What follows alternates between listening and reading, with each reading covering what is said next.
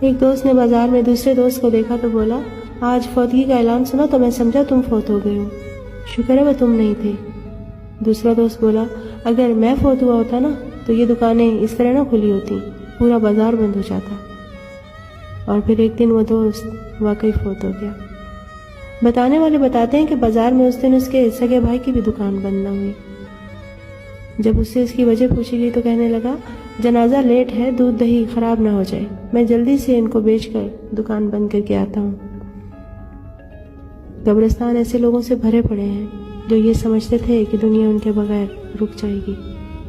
یقین مانے کچھ بھی نہیں رکتا، کچھ بھی نہیں بدلتا، تھوڑے دنوں کے بعد سب کچھ ویسے کا ویسا ہو جاتا ہے۔ ہاں، اگر کچھ فرق پڑتا ہے تو صرف اس انسان کو فرق پڑتا ہے جو اپنے اعمال کے ساتھ اس دنیا سے چلا جاتا ہے۔